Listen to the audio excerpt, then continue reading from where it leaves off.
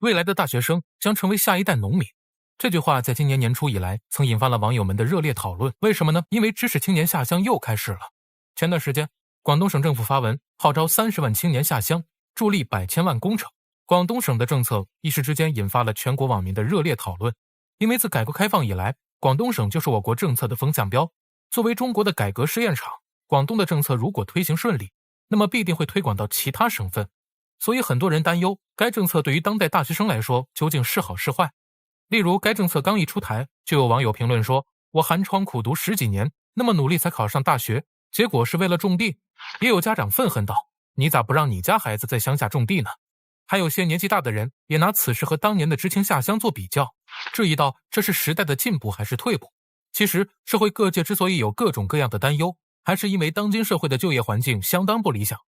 2023年的毕业生预计有1100多万，城市所能提供的就业岗位无法容纳消化这么多人，让毕业青年上山下乡创业，很大一部分原因也是为了转移城市就业压力。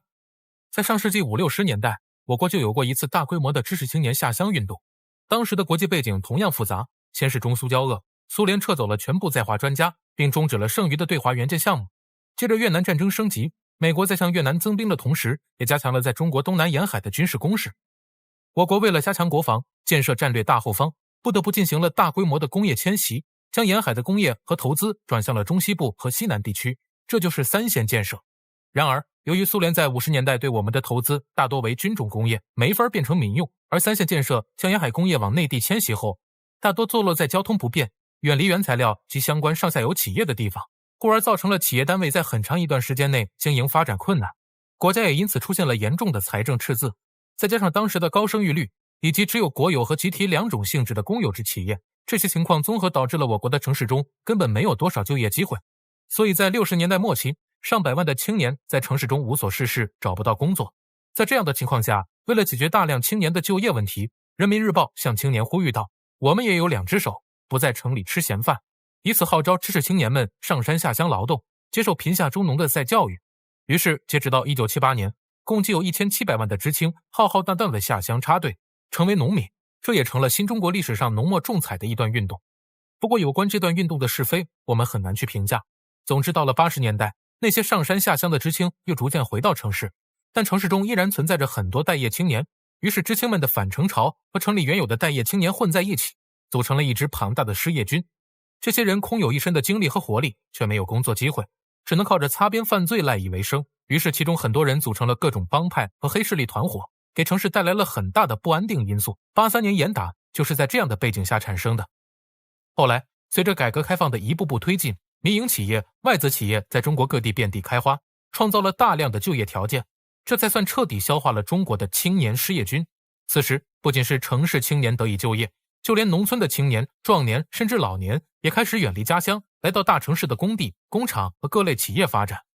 那个年代是中国的黄金年代，全国各地的城市都在转型发展，所以城市的用工荒普遍存在，外出打工所获得的收益要远远超过在农村种地的收益。而这样的情况一直持续到了今天，再加上大学普及率的提高，如今的青年几乎都在城市中学习成长，他们已经没有了传统农民的身份，无论是学历、技能还是生活、娱乐，只有城市才是他们的最终归宿。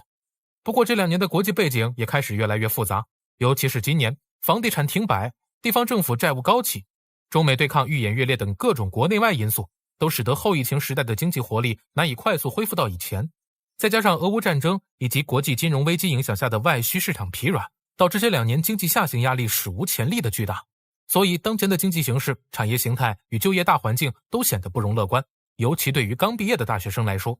就拿数据举例，2023年全国高校毕业生预计达1158万人，其中考研录取的人数不算保送生仅有76万人，剩余的1000多万人都需要参加就业或继续升学，但当前的就业岗位根本无法吸收这么多毕业生。因为疫情的原因，大量的外资企业搬走了，民营企业萎缩了，曾经城市里边边角角的工作室也倒闭了一大批。所以那些曾经工作过、今年辞职再就业的人都会发现，如今的工作不仅不好找，甚至都找不到了。2022年7月份，全国城镇调查失业率为 5.4%， 其中16到24岁调查失业率为 19.9%， 这是相当严峻的一个数字，甚至很多大学生曾经调侃找不到工作就去送外卖也成了现实。据有关爆料称，广州外卖员的本科率达到了惊人的 30%， 而且已经招满，再想要送外卖还要找人托关系。尽管这一消息没有得到官方证实，但对于当前的就业形势还是很能说明问题的。但关键是，号召毕业大学生在新世纪上山下乡，能不能解决就业压力问题？农村最重要的毕竟还是土地，土地上最重要的毕竟还是农业。问题是，自改革开放40多年来，我国的农业技术几乎是停滞不前的。换句话说，农业根本不挣钱。我们以一个务农的3口之家举例，假如该家庭种植了20亩地，地上都种植的水稻，而1亩地能产出800到1200斤粮食，每斤粮食按 1.5 元的收购价计算，那么一年到头最多也就能挣36000元。这还不算种子、机耕、化肥、农药等成本。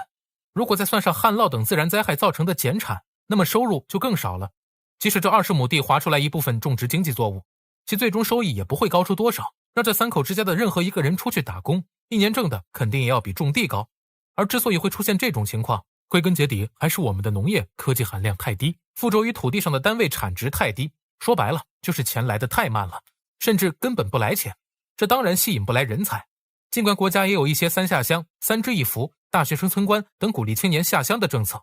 但这些下乡行动都是有期限的。很多参加者都把这些看作是进入城镇事业单位的跳板，或者是考研考公的加分活动，没有多少人最终扎根在乡村。所以目前的乡村不仅吸引不来人才，也很难留住人才。这一点我们和国外的差距还很大。例如在新西兰，农业科学不仅是学生最愿意报考的热门专业，还是就业率最高的3大专业之一。而德国的农民年收入超过30万，且每个家庭都会有1到2辆车，一个花园，一个独栋楼房，以及更多的自由时间。我国近些年为了振兴乡村、发展农村经济，也推出了一些创业项目，但似乎总是离实际有一些距离，且大多不适合青年发展。例如说的最多的农业数字化，其实说白了就是电商、直播带货，宣传销售本地的农业特产。但这一点在全国的每个乡镇都有人在做，而且如果没有资本运作，一般很难火得起来，基本都是小打小闹，很难形成规模。且发展电商似乎也用不到青年大学生。除了数字化农业，还有一些生态循环农业、现代农业产业园等项目，但由于投入太大，收益太低，也很少有人能做得起来。除此之外，还有一些听都听不懂的项目，诸如什么农村123产业融合发展项目、智慧农村建设项目等等，让人根本不知所以，就更不要说带来什么发展了。总之，新世纪的知青下乡绝对不能说是一件坏事。这项政策只要落实得好，不仅能解决当前紧迫的就业压力问题，也能起到振兴乡村、推动乡村的经济建设和发展的作用。乡村经济一旦发展起来，不仅能创造更多的就业岗位，也能缓解城市人口压力大、买房困难等诸多问题。这是一条双赢的道路，也是实现祖国伟大复兴的必由之路，绝不是什么历史的倒退。只是在我们广大青年学生和老百姓响应政府号召，支持该政策的同时，也希望政府能对农村多一些政策资源的倾斜，加强一些对基层官员的监督，能让参与到乡村振兴的青年和百姓得到实际的利好，而不是拨款一发下来就被当地的官员和黑心企业中饱私囊。这不仅会打击创业者的热情，也会极大阻碍国家的发展和转型。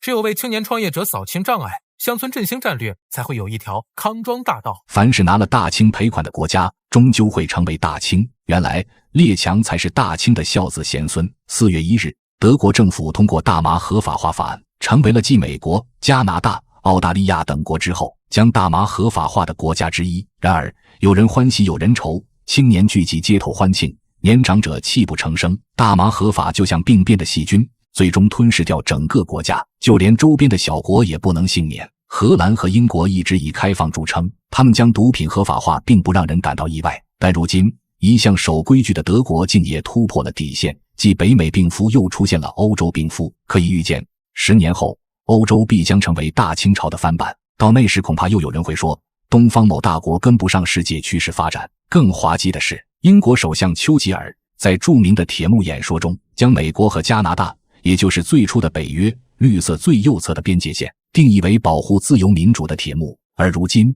它却成为了一道化学极乐的铁幕。整个西方国家一个个正在大麻下沦陷，西方国家善于举着自由思想的大旗，做一些危害社会和国家的事。早在2012年，美国就盯上了大麻，他们发现尽管国家明令禁止毒品，但吸毒人数并不少，而且难以遏制。美国的政客认为，与其让墨西哥来挣我们美国人的钱，不如咱们自产自销，这样一来，不仅没有中间商赚差价，还能增加销售利润，岂不是一举两得？不得不说，这脑袋瓜还真是灵光。结果就在不久之后，华盛顿和科罗拉州相继通过了大麻合法化的法案，允许居民合法购买1盎司的大麻。自从通过这个法案，美国就像是打开潘多拉盲盒，送钱的人就像洪水一样，挡都挡不住。随后，华盛顿等几个州的税收飞速上涨，这让美国其他几个州看得眼红病都犯了，纷纷不甘示弱，连夜斥巨资委托杂志社给大麻进行广告宣传。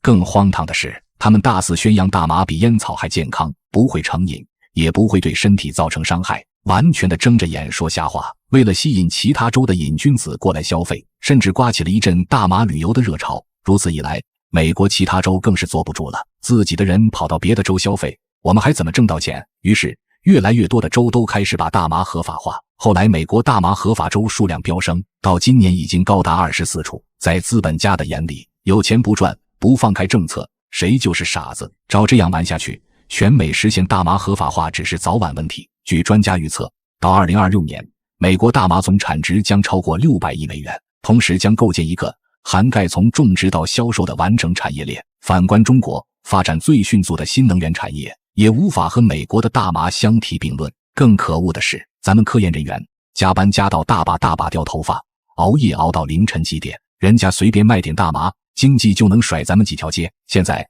欧洲正走着美国的老路，他们的情况简直和美国如出一辙。欧洲现在一共有27个国家，一旦其中一个国家大麻合法化，就意味着欧洲毒品防线将被击破，最终下场必然是全欧洲掉入大麻的极乐漩涡。其实去年自从荷兰批准大麻合法化后，欧洲其实已经为毒品开放了一个口子。荷兰可以说是整个欧洲第一个吃到螃蟹的国家。如今在荷兰首都阿姆斯特丹街头有2种咖啡馆，咖啡和 coffee shop， 想正儿八经喝咖啡谈人生就去第一种，想吞云吐雾云游九霄享受人生就去后一种，这是大麻咖啡店。全国各地闻名而来的麻友在一起合理合法的吸食大麻，无人干涉，他们谈笑风生，交流心得，共享大麻盛宴。据调查，自大麻合法化之后，创造的总产值已经占到荷兰国民生产总值的 2%。 这个由大麻组成的蛋糕，人人都想抢一块，以至于原本种郁金香的农夫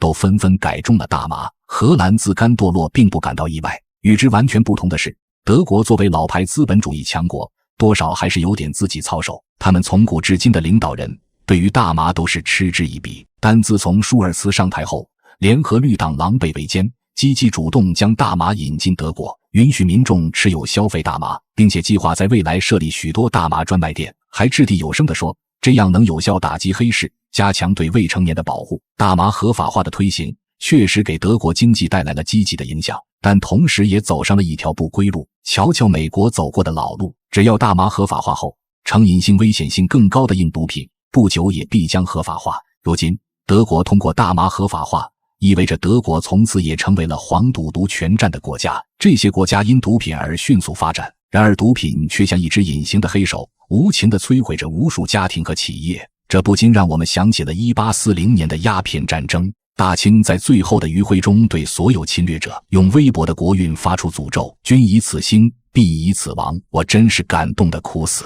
当时鸦片在我国流传开来，严重破坏了人类身体健康。长期吸食鸦片的人都有一个共同的特点，就是特别瘦。其次，鸦片还会影响精神状态，他们长期会处于一种亢奋的状态，有时甚至会出现幻想。长期以往，他们无论做什么事情都打不起精神，只有在吸食毒品的时候才会精神，一旦染上就很难戒掉。一天不吸食就会很难受，一难受再吸，陷入一种死循环，最终等待他们的只有死亡。吸食上鸦片的女人更加悲惨，有的是富家千金，刚开始还能维持鸦片的开销，像穷人家的女子为了吸上一口鸦片不惜卖身。林则徐不忍看到同胞被鸦片侵害，他顶着巨大压力，冒着付出生命的危险，将所有鸦片全部销毁。看到这里，一定会有人说，西方国家又不傻，难道不会有像林则徐这样的人站出来拯救国家吗？答案是不会，因为资本家为了捞钱可以不择手段。不难想象，